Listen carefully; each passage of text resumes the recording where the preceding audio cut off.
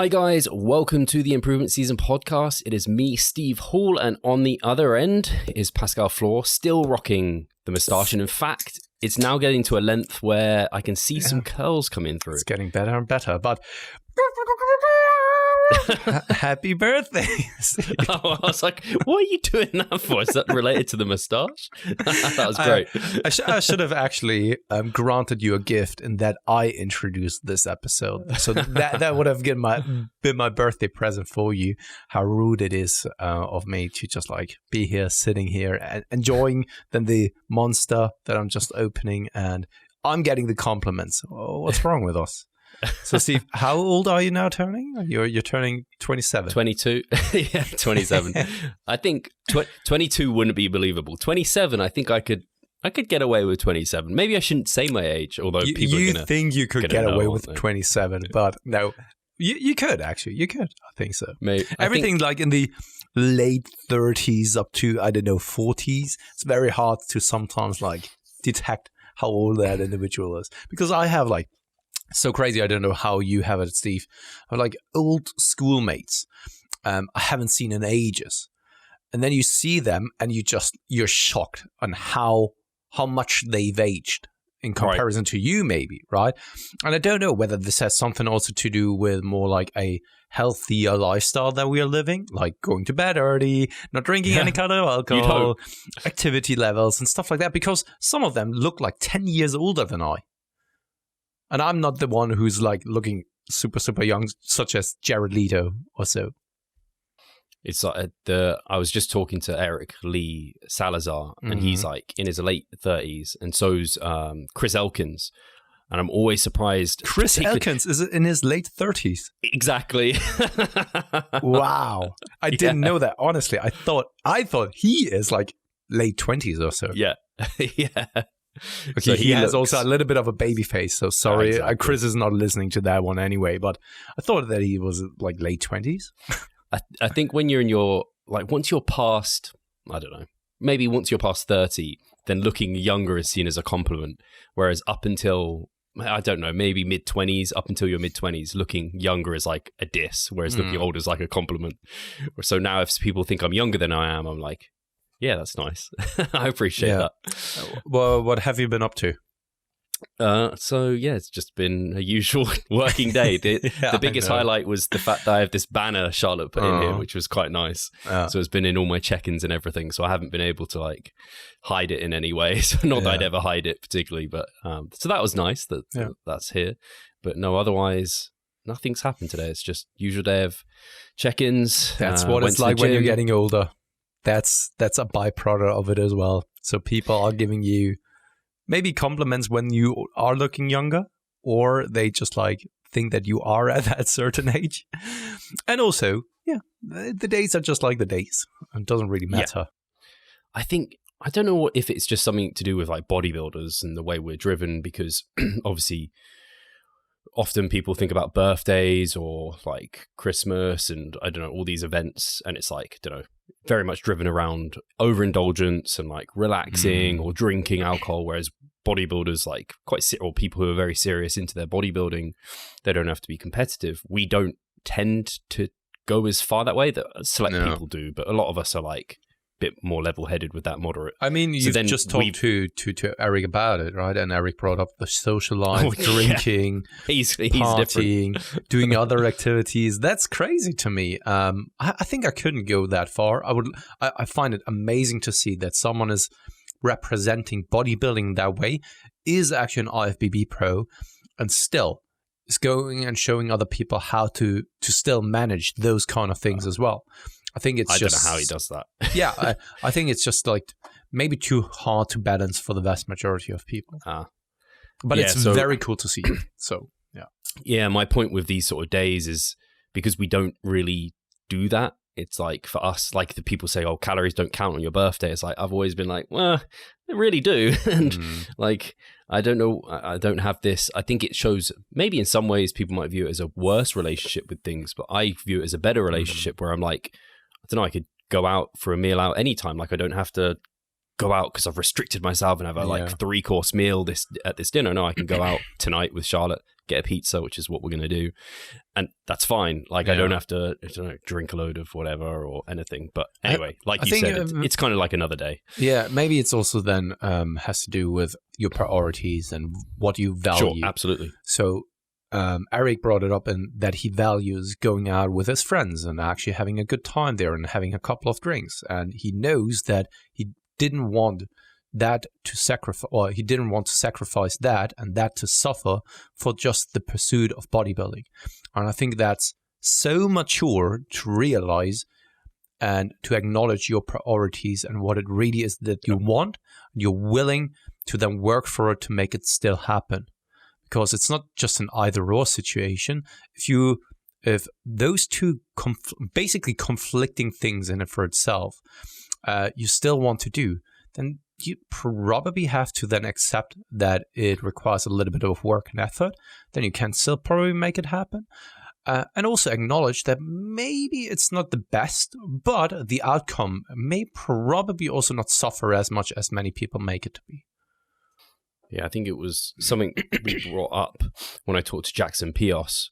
It's like any kind of lessons or takeaways, and I know he's still going through this, but from his time away from the gym and bodybuilding, he was like, actually, these like social things and stuff away from bodybuilding is really important. And actually, to be your best as a bodybuilder, you don't have to just like lock yourself away and be in isolation. Sure, there's times for that maybe, but the majority of your bodybuilding career, like you can make these things work. And I think for some reason, some of us sometimes in our head think we can't do that and like we shouldn't, and we're not as good at or as dedicated a bodybuilder if we do it. It's like actually, like you can be absolutely. Yeah. So it's basically what we've discussed so often over the past, especially like month, of like having the mindset of being able to switch into the right mindset at the right time. So when it really matters, be there, be focused on the specific task. When you then, let's say, leave the gym, then you can leave the bodybuilding and the gym mindset behind you and move forward to something else.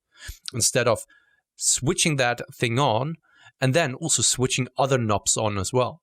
Of course, then it's kind of overload of the entire system, and then at some point you will crash, right? Shut down one thing and then upload basically the other stuff. Such interesting. This is just maybe be an interesting side note and not something we've really spoken about, Pascal, but I think you might be similar to me. Is in the past, I don't know, like even 3 years ago, maybe, all of my time, if I had any free time, like on the weekend, anything, like I would be reading about bodybuilding. I would be digesting podcasts. Every walk I would go on would be listening to a different podcast about bodybuilding. Whereas now, I kind of can't. Like I'm kind of sick of it. It's almost like eating too much of a certain food. I'm just like, I don't want any more of that.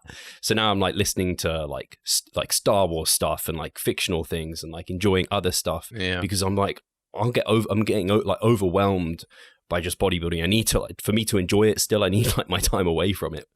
It's funny because I've experienced and went through the same thing, and I can give you also some examples of what I went through, and that is whenever I was going out on a walk, and I do still remember the time of like 2017, 18, I was actually listening even to our podcast, even though that I'm editing them, I'm listening to them or have listened to them like on walks afterwards as well, because I found them so valuable and stuff.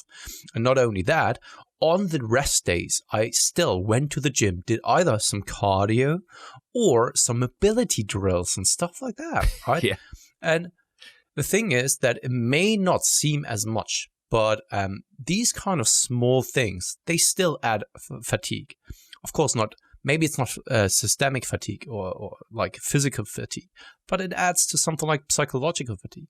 It's like as if you are always having your machine running the entire time and you never really switch off. And I think there are, of course, people who can be like this, of just having the machine going all the time. But as with so many things, the likelihood that it's you is super unlikely. And it's way more likely that you're going to break in that routine or in that kind of thing that you're doing if you just keep it on all the time. And it's unnecessary. Basically, everything is unnecessary to keep it on all the time. It's so much healthier and healthy, also just in terms of longevity. And we know that if you want to be good at something, time is most of the time the most important factor with nearly everything. Of course, there are then kind of instances where then talent or genetics play more of a role into that as well. But if you invest a lot of time to no matter what it is, you can actually achieve a huge skill level with that endeavor. Yeah, no, absolutely. So I'm then kind of talking about not my birthday, but this week for me, we're just talking off air how like I'm getting frustrated. It's like I'm going to use a really wrong analogy here. It's like your girlfriend or better half is like rubbing your thigh, and then you're like, oh yeah, and then they're like, nah, mate. Like, it's not happening. It's kind of like that with the gym this week, where I'm like, I can go into the gym, I can try a few bits of kit out, but I can't do much volume. I can't, quote unquote, I'm holding myself back from lots of volume. I'm holding myself back from training too hard because I want to reap the reward of backing off still. So yeah, I'm just trying out different pieces of kit, and I'm like, ooh, that's too many things are feeling good, to be honest. I'm like, oh, I want to do the pendulum squat. I want to do the hack squat. I want to do the belt squat. I want to do leg press. I want to do leg extension. I'm like, I can't do all of these things. Like, come on, you got to pick. I have to give you credit though, because I was just waiting for the moment when you are finally also taking an active rest period or something like that. Oh yeah, you said finally. I've started to incorporate them like, I can't even recall, but maybe it was like last year or so, or maybe it is already like 2 years ago. And I've been using those ever since, like especially when you're going on a holiday, it's the perfect opportunity. And in the past, we've also talked about it. I was constantly trying to then find a gym nearby, which then caused another kind of stressor. And the gym or the workouts were never really the same anyway. And I then needed to get out of my way of actually commuting there, et cetera, et cetera. And often it wasn't really worth it. Now, I did that when I was like, I think 2 weeks out from the show, of course, but that's a different story. But when you're deep in your off season, there will be a time when just you will go on holiday or you will need some kind of time away from the gym. And then planning for it, I think, is so great. And just think about it. If it's just like a week out of 52 weeks out of the year, either going in there training lightly or taking the entire week off will not really make that much of a difference. Actually, I think that it has actually some quite substantial benefits to it as well. And it's good to see that you've finally been able to also then pull yourself away from the gym, because I know you, right? And I know that this has always been hard for you as well. And it has gotten much, much better, and you've gotten so much more mature when it comes to this. And that kind of goes back to what it is that we just talked about the time frame, right? Yeah. And I guess, at least for your holidays and stuff, that was like, you used it almost as your deload, didn't you? Yeah. So you training hard to it, took it off, and then you're training hard again afterwards. So mine's like, I took last week off, and then this week is like a deload intro week. So it's easy again. So basically what it is that we've discussed like ages ago with how to set up a proper active rest and then a deload, and not just using it as a deload. Yeah, absolutely. So, but I can see maybe, I wonder if you were to use... Yeah, I guess. No, I can't. I was thinking if you more regularly took a whole week, do you get more? Okay, I guess the reason for taking a whole week off the gym is because you get more, quote unquote, resensitization, obviously psychological fatigue reduction for sure, than you would from going into the gym. So would that mean if you took regular just weeks off and then didn't take a like 2 week period like I am, would you need that less often? Does that make sense? Yeah.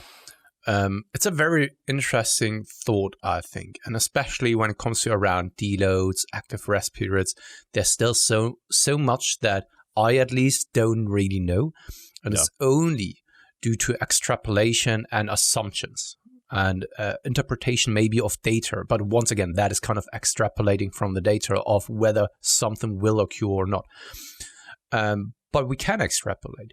We know from the scientific evidence more and more so that something like a resensitization effect is taking place. We also know that taking some time away from the gym of doing no training or sub-maximum training can also be very beneficial for then spurts of growth again. The benefits of just like connective tissue and all that kind of stuff is, I think, unquestionable by now. Right? If we then take those things into consideration in creating our program, And we also take into consideration what the purpose of a deload is. It is not to go in there to overload and cause a hypertrophic stimulus. It is more so to aid the recovery process. And in doing so, you need to actually go in there and do things very sub-maximally to just add that blood flow and keep some of the neurological adaptations in place and also the technical efficiency. So if we know this, then the question is like, in my opinion, what serves you a better purpose here? If you're someone who just needs to take the break from the gym from a psychological factor, then maybe taking an entire week away from the gym is probably just a very reasonable approach, and maybe even a better approach than still going into the gym. And especially when you are someone who can't really train lightly, then I would always say rather not go to the gym than going to the gym and not really deloading. It's just like, I don't know, not taking things seriously enough, right? It's like the worst of all worlds. Exactly. You're not growing, you're not reducing fatigue. Yeah, and there are people, though, who find it very hard to switch off, who need the gym as kind of also a psychological relief, not just like a psychological relief from training, but just like it's kind of their catalyst in life. It just makes them feel good. Then going to the gym can be a viable option, but then you have to control yourself. Yeah. So I guess that's what I'm dealing with this week, is the controlling myself thing. But it's actually you talked about kind of the literature in terms of the resensitization effect. But I can't think of anyone who I've done this with who hasn't said they're surprised how easy a pump is coming on and things like this. And we have literature again to support that the pump is kind of at least correlating with hypertrophy, and it actually seems like it's probably causative on some level of hypertrophy to some extent. And I can't think of any reason it's a bad thing, and it's kind of and people get sore more easily. Kind of soreness is generally generated through mechanical tension and things. If you're doing your training, you're setting up in a principled hypertrophic style of training, you're not kind of doing weird stuff to elicit these things. Yeah. So that to me is, again, a good sign. So yeah, even coming in this week, like I'm doing some stuff and I'm like, man, I'm miles from failure, but I've already got like a delt pump here, or like I'm feeling like things are switching on a bit faster. So that's nice. But on the, I spoke to you off air, I've had this wrist issue. That's not gone away. So I'm going to have to just keep managing that. Yeah. Yeah, it's annoying. You know how a wrist is annoying, man. Yeah. So we could always kind of steelman the argument against something like deloads and try to come up for arguments against that, right? And one of the things is then, this is time where you're not then growing. But is that really the truth? Is it just a delayed effect that is then taking place when you are taking a deload? I find the idea around a resensitization effect very compelling, to be honest. And I find it very cool to see more and more evidence now coming out showing maybe a positive effect of taking some time off. Maybe sometimes even that was why we brought up the prana phase of having a period of time where you are kind of unspecifically specific. So you're still doing something like resistance training, but it's not necessarily hypertrophic style of training, but more so maybe in the lower repetition range. That even already seems to be enough of a resensitization for people then to be able to come back and reap the rewards of it while not having seen any kind of reduction of performance and so, right? And yet some kind of nagging injuries, pains gone, pumps are all of a sudden there again. And I find it just like, if you can get more out of something with less time spent, isn't that a good thing? And right now, it's of course up for speculation of whether this is truly the case. But once again, we then have to take more and more points of data into consideration and also extrapolate from scientific evidence as well, and then come up with a conclusion. And this is how hypotheses are being built. Right? It's never that something concrete is there and then you're building a hypothesis around it. No, you're having an idea and then you come to that conclusion due to several other factors, right? And I think that there is, in my opinion at least, at the current time being, a strong argument to be made to take deloads, take resensitization periods, whatever you want to call it, seriously, and incorporate that into your protocol. You don't have to go by like textbook style of take a deload every 4th to 5th week, do it in a specific manner. It's more about a reduction in fatigue, systemically speaking, connective tissue speaking, so that you're then setting yourself up for future success again. Hi guys, Steve here. Just wanted to take a moment of your time to remind you of our online coaching service. At Revive Stronger, we pride ourselves on providing personalized service that will take your physique and knowledge to the next level. If you're interested, check the description and sign up. I can't remember what textbook it was, but it was by Mel Siff, I think was the author or one of the authors within it. And I just remember, and it really resonated with me at the time. It's like, as someone advanced, to kind of you really need to disrupt homeostasis to kind of ignite growth because you're so resistant against it. And so you need like almost extreme periods where you are like, we talk about like overreaching, and then like if you do that, you have to back off, and you almost need this very kind of like you can't get away with all this just moderate like you would as an intermediate. You almost need this like push hard, and then because you push hard, you're gonna have to come back and reduce. But that push hard was like worth, like you needed to have broken through almost. Yeah. So I think it's just funny that, I don't know, he's obviously a very old timer in terms of an author in the literature, but now we're getting more and more evidence coming out that's like, I don't know, kind of sings true to that sort of methodology. In some ways. Always like the sunburn analogy. I know it's not directly translatable to something like hypertrophy, but the simplicity of the analogy and example is something that I truly like, and it makes people understand to some extent.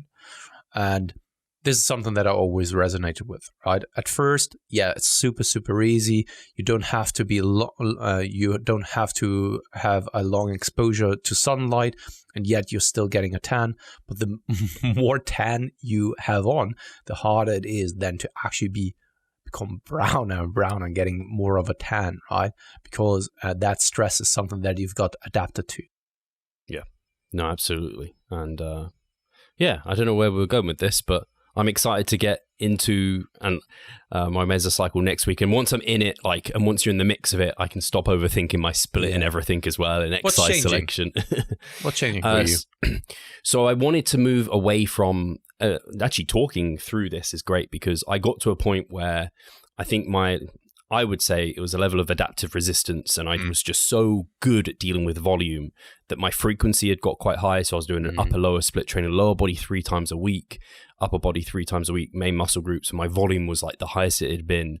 So I just needed kind of a reset. That's kind of why I introduced Where It Is, because I'd just been doing high volumes for so long, and I was like throwing the kitchen sink at it to try and kind of get the responses I wanted, and I could just deal with so much. So I'm hoping after this 2-week period of just like taking things really easy and low, I can lower the amount of volume I need and therefore lower the training frequency a little bit on some muscle groups.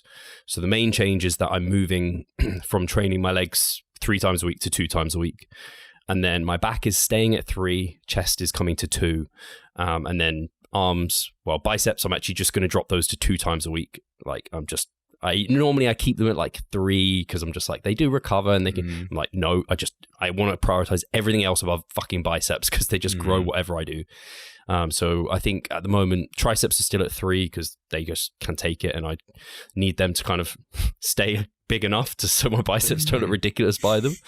And then delts come to 4 times per week, and I think that's it. Yeah, chest 2 times per week. So the split kind of looks like an upper, lower, pull, push, lower, pull.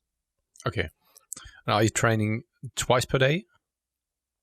The plan is all upper body sessions are 2 times per day, but the one that I do, that pull at the end of the week, might just be all the way through because just for social life reasons, and it's the weekend. I said to you, I might split it sometimes, do not a PM session, but do like a Sunday session. And it's just, I don't know if I'll want to do it, and it'll be worth doing it, but we'll see. In one of the voice messages that you've sent over to me, you also talked about maybe just having on the lower body days just solely lower body movements, and even something like abs, moving it over to a different day so that you can put as much effort and commitment to those exercises. And I definitely, when you've been talking through that, I could so much relate to that, because whenever I had it in the past that I split the lower body sessions in particular into twice per day sessions, they felt the most amazing, because I was really able to just, from a psychological perspective, it wasn't just like I was taking a look at the program and it was soul crushing to begin with, but it was chucked up into pieces, and I really was able to commit to that. Are you planning on doing that, or? I used to do kind of a quad only and then a hamstring only kind of PM and vice versa. But I started finding that the PM session was I just didn't want to go do it. I was just like so kind of fatigued and worn from that morning session that it drove me away from wanting to do the evening one. So at the moment, I'm also having like a quad priority day with light hamstrings, and then a hamstring priority day with like lighter quads or less volume, higher rep quads. So that's the way I'm going to approach it. But like you said, I don't want to attach anything else to that session. I'm just like, in my head, it's just legs, and that's all I've got to get done. It's like I think some of the sessions it's like 3 movements. But, leg training just takes so much longer than your upper body training. So you could have half the work, but it takes just as much time. So I want to share something with you, Steve, because it's about hamstring training, and in particularly pulls from the floor. My hamstrings are one of the best body parts, and normally you would always assume that you then have an easy time getting a pump. You don't really need a lot of volume because you can't really recover from that. But that isn't the case for me. I get an easy pump on the hamstrings, that's for sure. Intra-session fatigue is also fairly decent, so I don't really need a lot of sets to really feel like kind of burned out. But I'm also recovering very, very fast on the hamstrings though. I have athletes who just like do 2 sets per hamstring, and they aren't recovered in like 4 days afterwards. And I'm just like, I'm questioning my approach to especially like the SLDLs and RDLs the entire time. So for me personally, what I've found over the month and years now, when it comes to SLDLs, I'm not capable of actually having the entire range of motion of SLDLs. Because when I come down, I haven't measured it, but just like my estimate is like the last 3 to 5 centimeters is where then lumbar flexion is actually taking place. And I can't prevent that. I can't. The only time that I am able to prevent that is really when I'm not loading it at all, but then the center of gravity is a little bit different, because then you can really open up your hips, kind of let the belly sink into kind of the hips, but it's not a strong position then to pull from. Right. That's also why whenever someone is practicing any kind of lifting movement, I would always say like, okay, do that with some load, because you're just moving a little bit differently with the load in your hands or on your back. And that's the thing there with SLDLs for me. The last portion, I always experience like lumbar flexion. So what I've now started to incorporate is paused RDLs, and they feel great. What I did, though, is to really reduce the load, because I always can feel that my low back is the thing that is taking over. And I've also felt it back when I was still a powerlifter, that I was pulling conventional and I was always pulling with nearly a rounded back. And I couldn't really prevent that. Of course, a rounded back in it for itself doesn't necessarily mean that it's a bad thing. But when it comes to hypertrophy, of course, I'm doing an RDL and SLDL to really target the glutes and the hamstrings to the highest extent. So I want to minimize lumbar flexion to the highest extent as well. Have you any kind of take on that, Steve? Because I would very much say that I've tried a lot around like SLDLs and RDLs. Do you still remember the time when I was doing like 5 sets of SLDLs? And I was still recovering on time. Right? My SLDL and RDL technique is not bad. I'm trying to avoid any kind of knee flexion and stuff, right? I'm trying to avoid having any kind of rounding in my back. And yet still, it's not really like the vast majority of the athletes that I'm actually coaching in terms of recovery. And I'm in that kind of sense, you're always then starting to question your own approach. What's your take on that and your thoughts around this? So if I just use myself as an example, I'd say hamstrings for me equally aren't like a weak point. I'd say they're fine. They're not like Brett Freeman's fucking hamstrings that like sweep to the ground, but they're not like bad. No one's ever told me I have bad hamstrings or like whatever. But similar to you, in the past, I have done like 5 sets of like hip hinging. I've hip hinged, and I know you have like twice a week. Yeah. And they just would recover. And to get like that kind of hamstring soreness that you're talking about your clients, like I have a lot of clients who are exactly the same. And I'm like, and this is why even recently I reset my form on it and everything, because I was like, man, like I'm moving good loads on this, but and it's so systemically taxing. I can only do 2 sets, but the next day I don't really feel anything in my hamstrings, which made me then doubt myself. And I readjusted my technique and form, and I did get like notable soreness. Then the next day I was like, oh, okay, maybe that slight change in my technique was just enough to improve things. But as I've progressed it, that element of like soreness slowly I just adapted quickly to it seems. So I wasn't really getting it anymore. And I was like, in my head, I was like, is my form broken down again to how it was previously already? Yeah. And I'm like, I don't think it has. Like watching my technique, it doesn't look like it has. So my only thoughts are like, maybe there are people like us who just have like very adaptable hamstrings, and like that soreness factor and recovery factor is less helpful. Because there's also Mike Chalice, who I know listens to these because he reflected on the last one where we talked about calves. He was like, you were right, I do want all the calf gains. So he also like, we're refining his technique at the moment, and like we've been really trying, because he can just handle like more volume than us.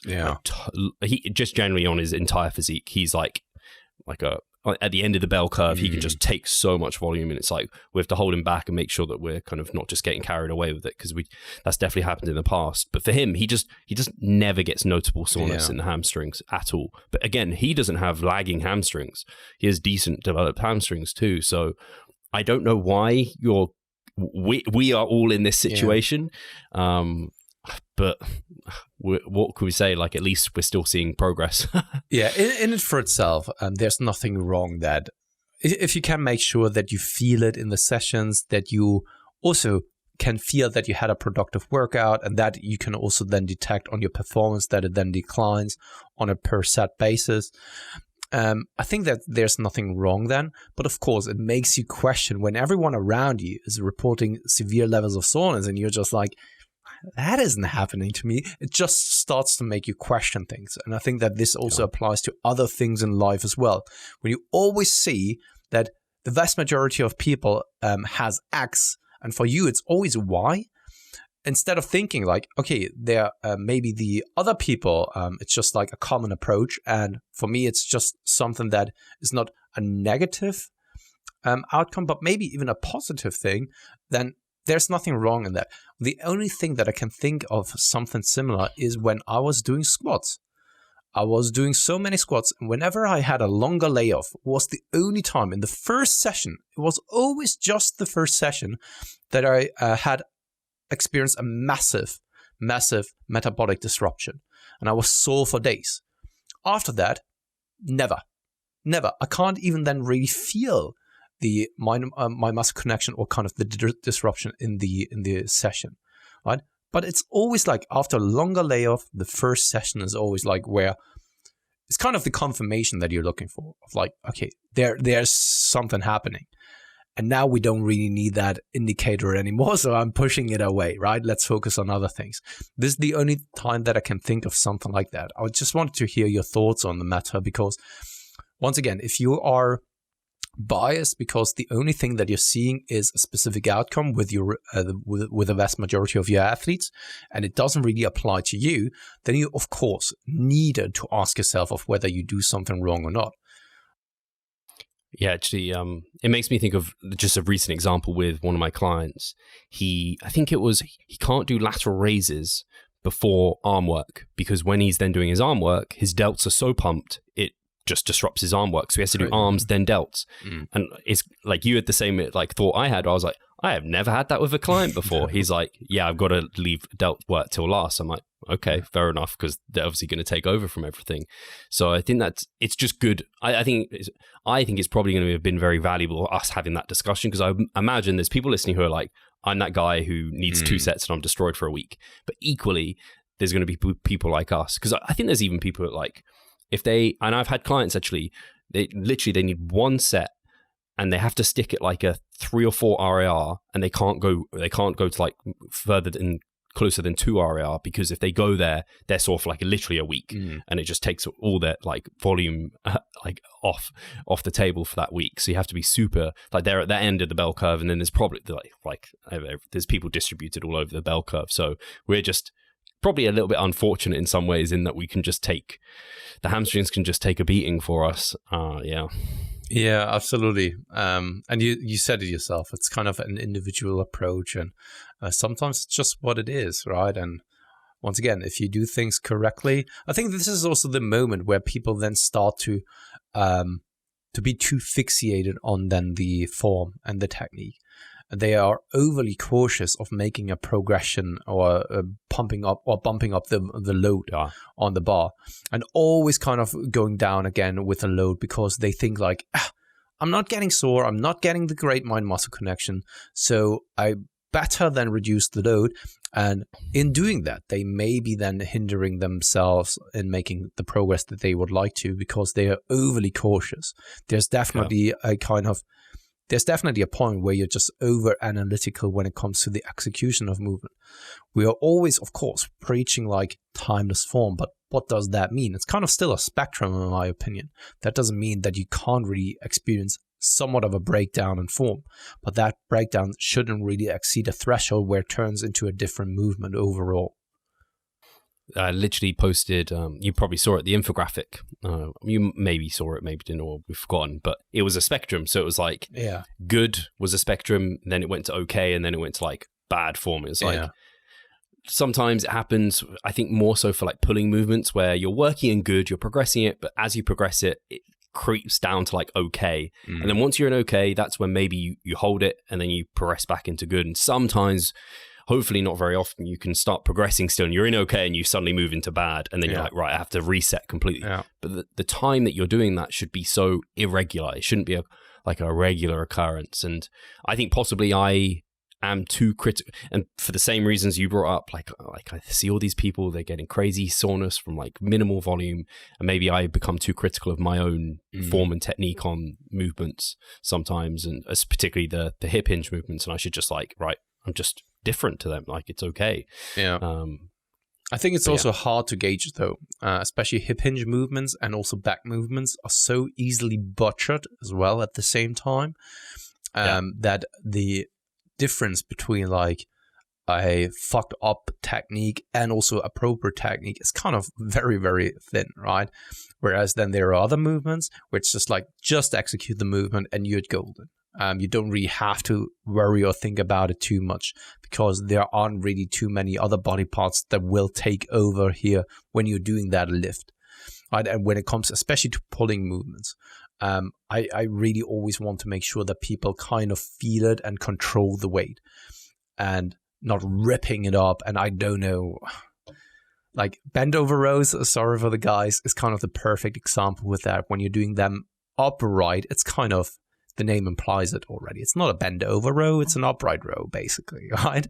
And something like this, for example, and the same goes for the SLDLs. When you want to really target the hamstrings and the glutes to the highest extent, then you want to make sure that the back is as neutral as it can be for that individual. Yeah, I think this is often because people, some of the clients sometimes are like, where do I call like naught RAR on a bent over row, or on a row, or on like a pull down, or on like a straight leg deadlift? And I'm like, it's basically that point of which, if you went for another rep, you're like, there would be enough form breakdown so you'd start feeling it in other areas, or you do that one rep where you're like, it was a bit jerky, and I started feeling it in other areas primarily, and not my back. And when I see a client like in their naught RAR week and they do their bent over rows, and I'm like, oh, they look great, and then they do that one rep where I'm like, and they stop. And I'm like, yes, that's like ideal. Like you know now, like not to keep just swinging and tiring yourself out. I think a good indicator is also then velocity and tempo. If you can still grind through it while having that good technique that you're talking about, perfect. But if all of a sudden the velocity picks up because you're now using more and more momentum, then it's also a good indicator that you're basically closer to failure than you think you are. So perfect example are the lifts where you can then bounce. So bench pressing movements in general, squats, leg extensions, right? Those kind of things where you're then really kind of dropping just the eccentric and then bouncing off that stretch portion of the lift. Yeah. If then you see nice and controlled movement and the first repetitions or two, and then it picks up speed and velocity, that shouldn't really be the case. It should be the other way around. And also this is something that you need to look out for as well. And I would say even with that as well, like it's easy to get hyper focused on its all, and which is why it's so important to realize it's a spectrum. It's like trying to hit your macros to the gram and hit your calories like to the calorie. It's like you can't even achieve that. So just trying to land within a good working range, and you're sorted. So, but I think that was a cool one thing. Actually, this is the thing I was going to mention. I imagine I know your thoughts on this, but I'd be interested anyway. For us with hip hinging, or say it's just a movement that you feel like that you kind of get that responsive soreness, disruption, and then it goes really quickly. Do you think for such individuals, for those movements, more regular rotation of exercises would be more beneficial? Not like every meso, but maybe you do it every 4 months or 6 months versus every, 12 months or half that time. Yeah, I don't think that I have a clear answer for that, to be honest. Because I could see that there may be potentially a benefit in that, but at the same time, you always need to consider that you have a variety of exercises that you pick and choose from that just feels good for you the way that you are built. Of course, there are some individuals where just each and every single lift that they are doing just feels amazing. I just have it that for some body parts, I just know that I may have like 3 or 4 exercises, if at all, maybe sometimes even just like 1 or 2 exercises that are up here and the rest is just down here. Where it's like, yes, down here, they are still giving me something, but there's a huge discrepancy of how productive the other exercises, maybe the other 1 or 2 exercises feel. And I may have them in my program already. So for example, there's not really a good substitution for me when it comes to leg extensions. Leg extensions just feels amazing for me, right? And there is no real different or other movement that I can then use other than maybe switching out or modifying the leg extensions maybe. And even this is something that I haven't really trialed and tested. So I don't really know. What's your gut instinct when it comes to this? I don't know. Hey, Pascal here. I just quickly wanted to remind you of our online coaching service. At Revive Stronger, we put a huge emphasis on the personal aspect of our coaching. And if you want to take your physique and knowledge to the next level, hit the link in the description below. I understand that you don't want to just like ride those like newbie novel gains all the time. Like, because you relearn a movement. If you haven't had it in, like if you haven't done squats for 6 months, you come to them again, you're not hitting PRs immediately because you have to kind of relearn that pattern. But say there could be a middle ground where you ride a movement until you've hit like PRs with that movement. So it's probably going to take you months and months and months. And then that's where you can change it. But if you're changing it and you're just relearning a movement, and you're chasing this soreness, disruption, novelty effect, I think that's probably not a good way to go about it. But if you're kind of learning it, getting new PRs, then rotating it, that's probably a sweet spot, rather than maybe getting those new PRs and just grinding away with it for an extended period of time where it's not really giving you a good SFR anymore. Yeah. So maybe that's a good way to think about it. I don't know if it's just like overthinking the entire thing of lifting again, and making it more complicated than it needs to be.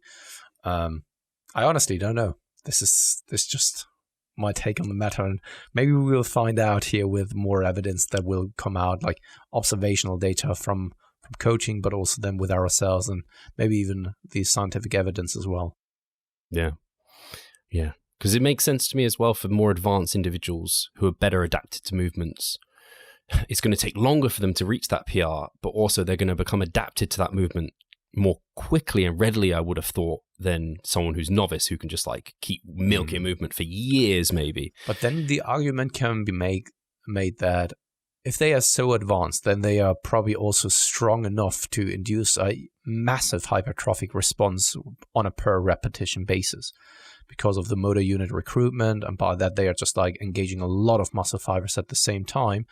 And the sheer amount of load that they are probably able to use is already disruptive on a per repetition basis, enough so that you don't really need to change things up too often or too drastically, because it's just like so metabolically disruptive.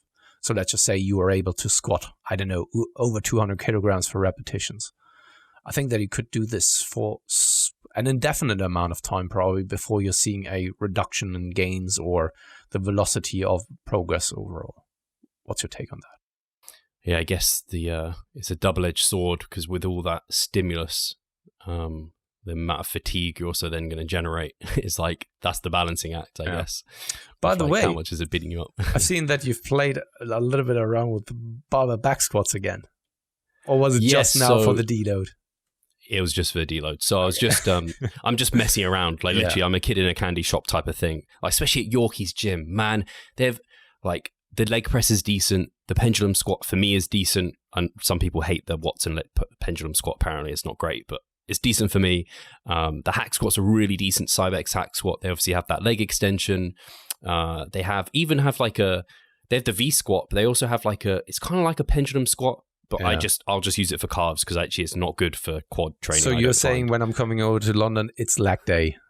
Yeah, basically, right? I don't know if I'm actually on legs on that Friday. Maybe I will be. I don't know how much. Oh no, I will be. I will be on legs. Yeah, I have to plan it like this, that I'm actually then doing legs on that day. If you have so much good equipment there, then I need to take advantage of that. Not hamstrings. It's not the best for, because we've only got a lying leg curl, standing leg curl. Really, if I was to choose one, it would be a seated leg curl as well. But that's really all the hamstring stuff we've got. The back extension, I think I've mentioned before, you can't really use it. And then obviously you've got all your hip hinges. We have a Smith machine as well. I've actually not used that Smith machine yet. But yeah, we've only got like straight bars. So there's no like different bars you could use for squatting. But I love squatting. And so I just wanted to see what it felt like. And it just reaffirmed to me that I'm like I'm a good squatter. I have a good anatomy to suit squats well, but I know it's going to just be adductors and glutes that are going to get the forefront of the growth, and I do not need that anymore. So yeah, it's hard though, because Yorkies, it's good for legs, but also there's a good bit of back kit and some stuff that maybe you've not had the opportunity to try. Same with chest. It's got a lot of different, it's got the incline plate loaded, the kind of wide plate loaded. I'm looking forward to the training session there, because Tom Evans, IFBB Pro, will be joining us there for it. And I already told him, I'm looking forward to looking completely ridiculously small besides you in the gym.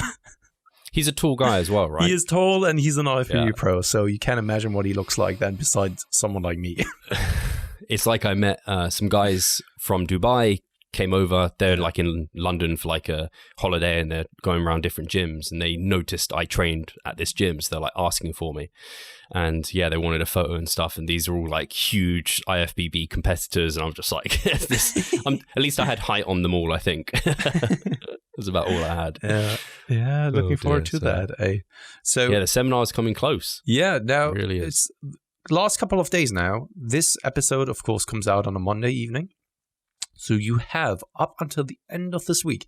If you still have no plans and you are around London or even, I don't know, UK, or you can make it over to the UK in just a short period of time, then don't hesitate. There you got the plans for the weekend. Purchase your ticket. It's going to be a great event. I'm very much looking forward to that. Honestly, I'm very, very excited for that.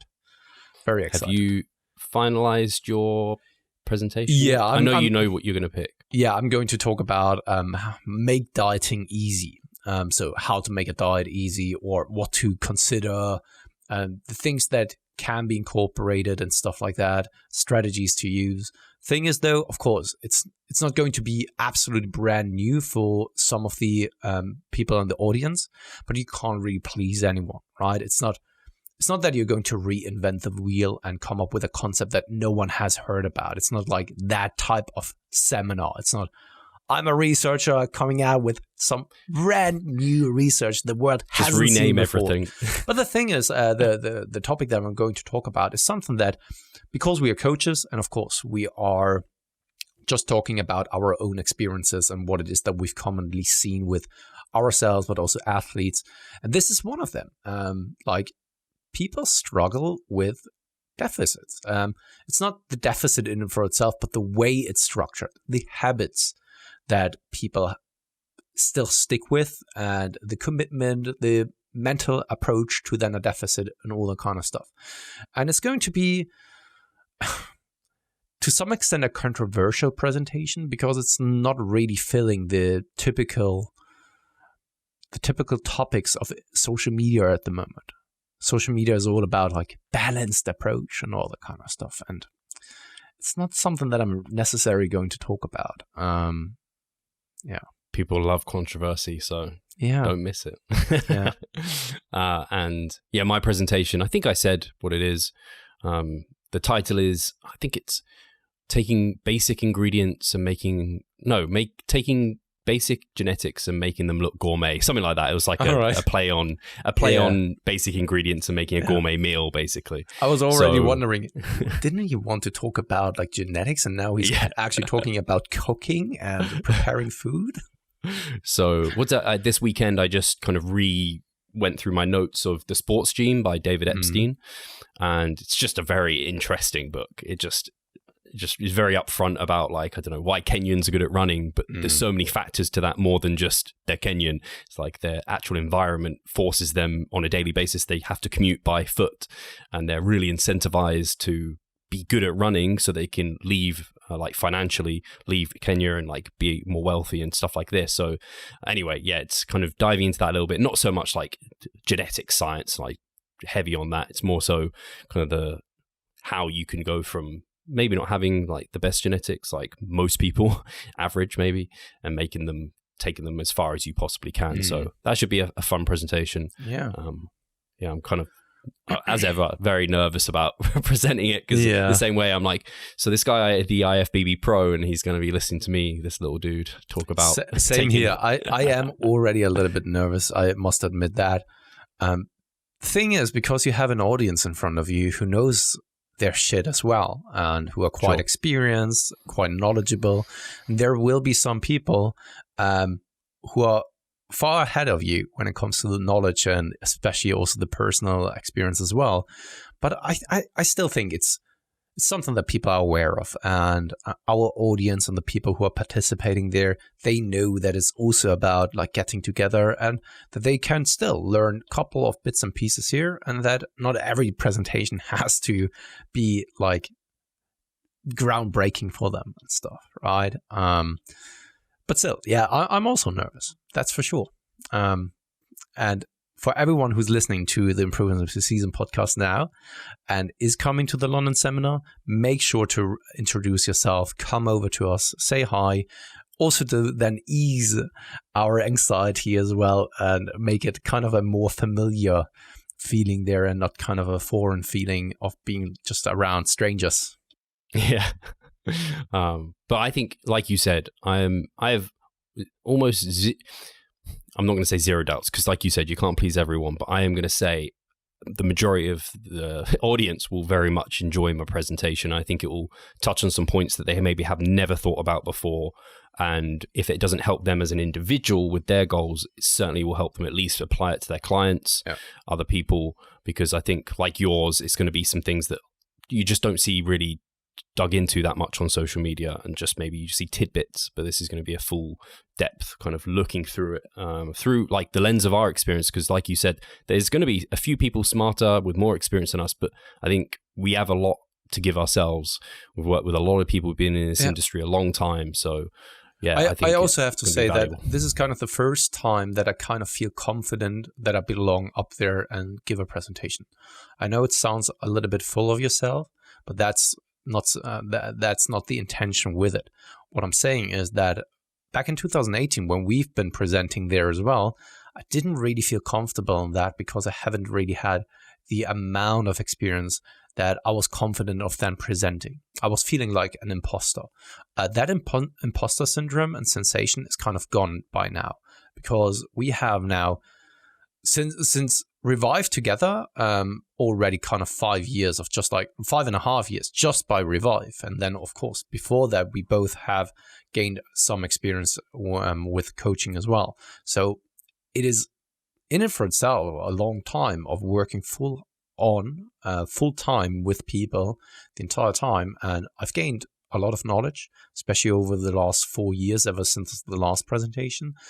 And this time I actually feel confident in presenting, and I feel good with it. And in the past, it was always a little bit more anxiety due to the imposter syndrome, and this time it's more anxiety just because it has been such a long time of presenting. Yeah, I get it. It's funny. People will be like, how do you get anxious like presenting when you like do a podcast that thousands of people listen to? And I'm like, but in the moment, I'm just talking to Pascal, or I'm just talking to my kind of friend on the other end and asking questions. And yeah, I mean, some guests I get more nervous for, and some roundtables potentially get a bit like I'm a bit like on edge a little bit, like how is this going to go? Yeah. But it's, a room full complete side tangent in a way. Drama at school, Pascal. Did you enjoy drama? Because for me, it was I hated it with a vengeance. I was like, no, I can't do this. I can't really recall, to be honest. It's that old. So I can only compare it to something like when I was playing in a band. I liked being on stage and I liked presenting, but I never really liked having the conversation afterwards and being then in the limelight. Of like, I never really enjoyed the spotlight in itself. I like to present a product and the skills.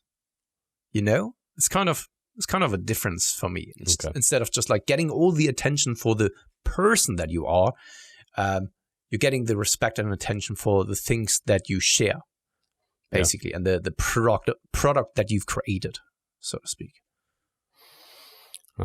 Yeah, I imagine then you didn't hate it as much as I did, because I vividly remember, or even in we would go round in English, you pass a book round and you'd read like a page or something from it. Yeah. And whenever it came to me, I was just like sweating palms. Like, I can't speak. I hated it. I hated presenting in school though, but it was due to you always needed to present on a topic that you're not an expert in. And I hated that of like, you stand up there, you just needed to practice about this presentation in just a matter of a couple of days, and you clearly aren't an expert on it. So you need to read kind of your cards, and then when someone has a question, I don't know, I just got into that topic myself a week ago. So that is something that I've hated. Just presenting on something that you are clearly not an expert on. Absolutely. Cool. Anyway, anything else? No. You still gonna have the moustache for the seminar? I do. I will wear it up until the wedding. Okay. Yeah, you're gonna announce this. Is this the first the audience have known about the fact you're actually engaged? Yeah, it could be. Katie and I are getting married here in summer. Getting serious now. I mean, if it wasn't serious before with a kid, what the fuck was this already? Pretty serious. Yeah, this is kind of a formality in we're putting a stamp on it so that we can actually enjoy the tax relief. I don't blame you, to be honest. No, massive it is actually a congratulations. substantial amount that you're actually getting. As a really? relief. Yeah, it's crazy. I haven't looked into it here, but I don't know if it will work the same. I don't know. Maybe it will. It is crazy. Like, I can say that it's a 5-digit relief. Wow. Yeah, that's crazy. I don't know whether it has something to do with conservatism in Germany, that they are still wanting people to get married and all that kind of stuff, but that's crazy. Of course, it's not the only reason why we're getting married. I don't want to actually put across like false impressions. It is also love, a little bit, but mostly taxes. No, but it just kidding like again. Like in some way, marriage is that just like you're kind of married now anyway, in a sense. It's like, it's such a strange concept, really, that you have to legally put it in. That's the thing. And we thought like, hey, we are already man and wife already. So why not making it official and reap also some tax rewards alongside with it? And nothing is really changing for us anyway, except for my name then a little bit. I was going to say last name. What's it's going to be my name because the kids are, of course, or have Katie's last name, and changing the kid's name would just like be a little bit confusing for them. That's why I'm just getting the attachment. So I still stay Pascal Floor, but of course I want to send a symbol to the kids as well that I'm now part of the family as well. And my last name will then also include the name from Katie. So it's like a double barrel. Towards the end. So I will have like Pascal Floor and then. Cool.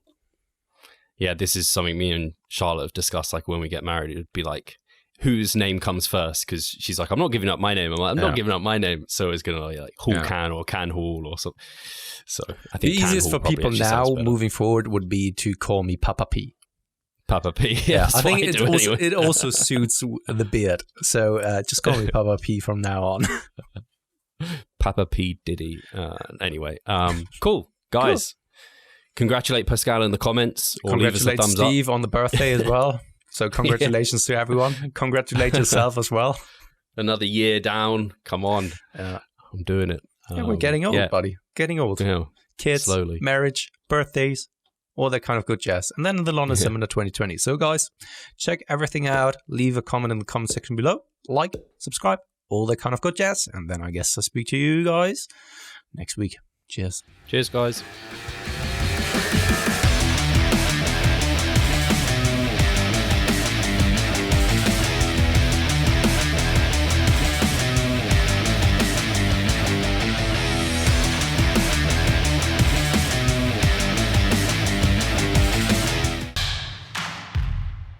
So I'm Steve Hall, founder of Revive Stronger and a coach of Revive Stronger. My name is Pascal Floor. I'm the co-owner of Revive Stronger and also a coach, of course. Revive Stronger has probably been going solidly for 3 years, roughly about 3 years. Revive Stronger, to me, it is becoming kind of my child, my foster child. It's the gathering and getting together of like-minded people. We've been expanding the coaching team, which is helping us help more people, but each coach can only help a certain number of people.